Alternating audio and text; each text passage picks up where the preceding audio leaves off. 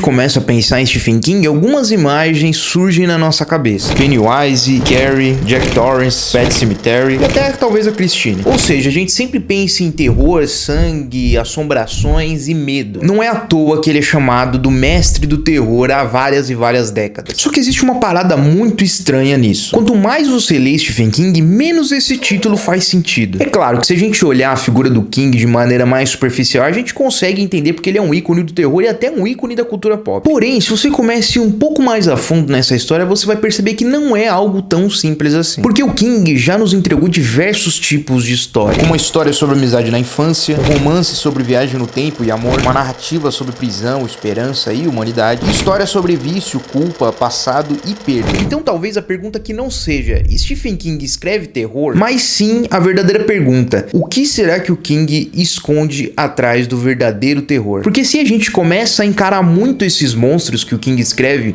alguma coisa muito estranha acontece.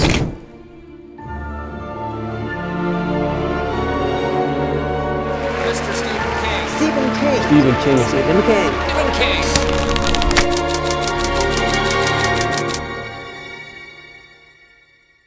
Oi, meu nome é Gabriel Carelli e hoje a gente vai conversar um pouco mais sobre as histórias do King e como ele escreve esse terror e o que ele esconde por trás dessas obras. Então, antes da gente ir pro vídeo, só quero pedir encarecidamente do fundo do meu coração para você deixar um like nesse vídeo, caso você goste, também deixar um comentário com suas teorias, suas ideias e tudo mais, porque essas duas coisas juntas ajudam demais um canal pequeno a crescer. Então, caso você goste, se você puder deixar o like no comentário, eu vou agradecer eternamente você. E também se inscreva no canal para não perder mais nenhum vídeo, lembrando que no final do vídeo eu vou indicar 5 livros do King que não são necessariamente de terror, para caso você só conheça o King do terror, você começar a explorar outros lados dele, beleza? Então, sem mais delongas, bora pro vídeo.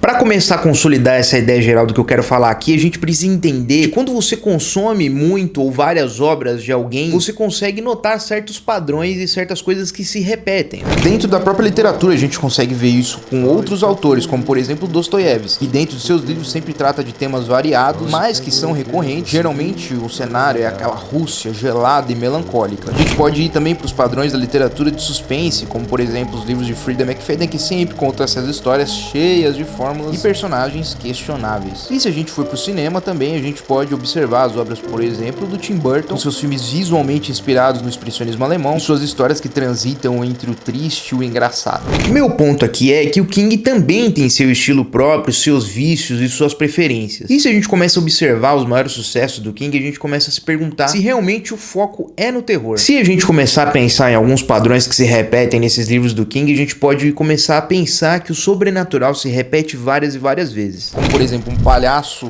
viajante do espaço e do tempo, um hotel, um cemitério, um cachorro ou um vampiro. Mas a questão é, se você remove essas coisas da trama, até certo ponto elas ainda continuam funcionando. Porque esses denominados monstros não necessariamente são o centro. Eles são amplificadores. Eles acabam revelando coisas que já estavam escondidas. O Hotel Overlook, por exemplo, não cria a raiva do Jack. O Pennywise não cria o trauma das crianças. O cemitério não cria o medo da morte. Essas coisas já existiam antes e talvez o ponto que mais reforça essa minha teoria seja em relação à infância.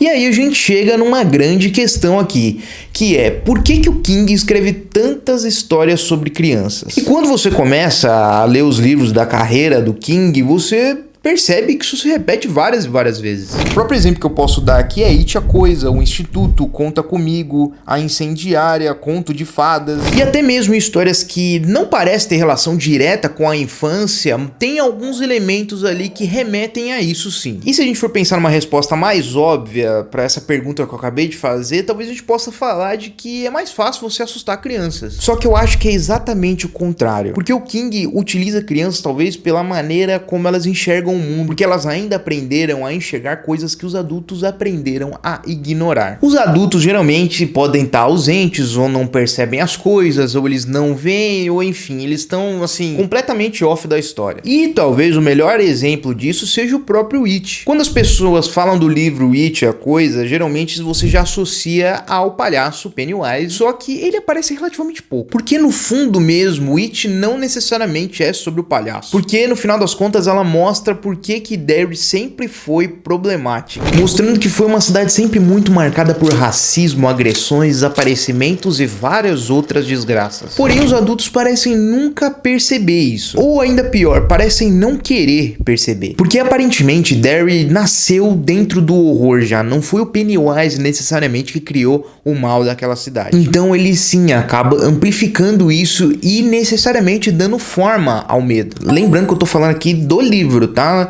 Eu sei que a série de Derry esclareceu outras coisas e trouxe outros pontos, mas o ponto aqui é o livro, coisas que o King explora no livro e não na série, tá? Só esse parênteses aqui. Continua o vídeo aí. Mas a gente não vê isso também só dentro de It a Coisa. A gente pode levar até pro livro O Instituto ou The Body também. E talvez essas obras refletam um pouco mais sobre o King, porque em certos pontos elas acabam repetindo as mesmas ideias. E para me ajudar a ilustrar isso, eu vou trazer uma frase de um desses livros. Porque a infância não termina quando crescemos. Ela termina quando percebemos que o mundo não é tão seguro quanto parecia.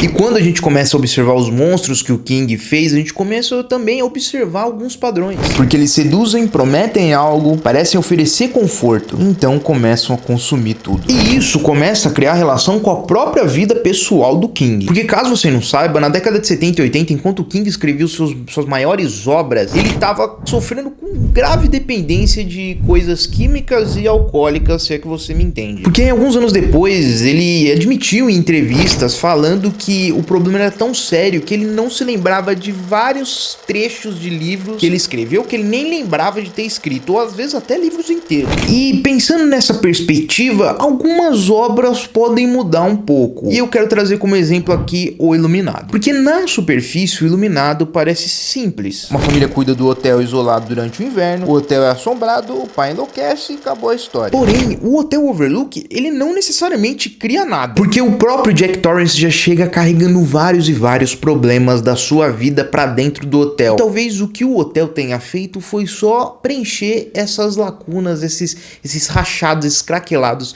que o Jack já tinha. E talvez essa seja a interpretação do King em relação ao vício pelos olhos da própria história. Porque o Jack, ele não chega destruindo tudo. O hotel oferece conforto, oferece alívio, oferece até o silêncio. Porém, no fim, ele consome tudo. Percebeu o padrão aqui? E talvez seja por isso que os monstros criados pelo King talvez pareçam tão humanos. Porque eles não nascem só e somente da imaginação. Eles nascem do medo e do terror de perder o controle de si mesmo. Porque pode ser mais fácil enfrentar um palhaço maluco, viajante do tempo espacial, pode ser mais fácil você enfrentar uma criatura, pode ser mais fácil você enfrentar alguma coisa que tá do lado de fora. Mas e quando você tem que enfrentar alguma coisa que tá dentro da sua cabeça?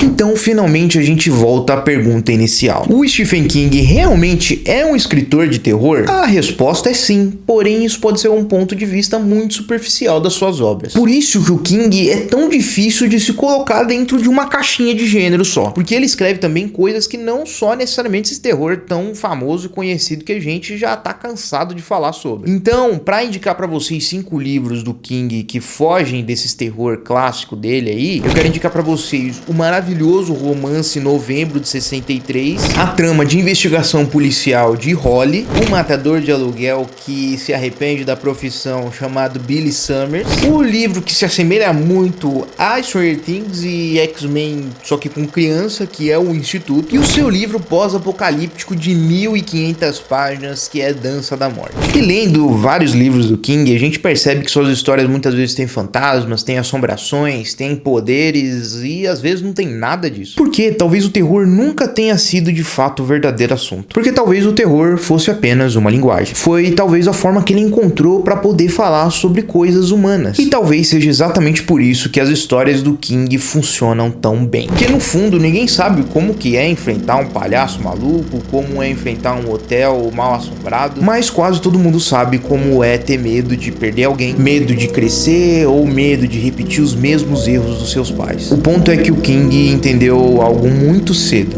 porque o sobrenatural ele pode sim assustar, mas o que permanece com a gente são os medos que já estão presentes mesmo antes da história começar.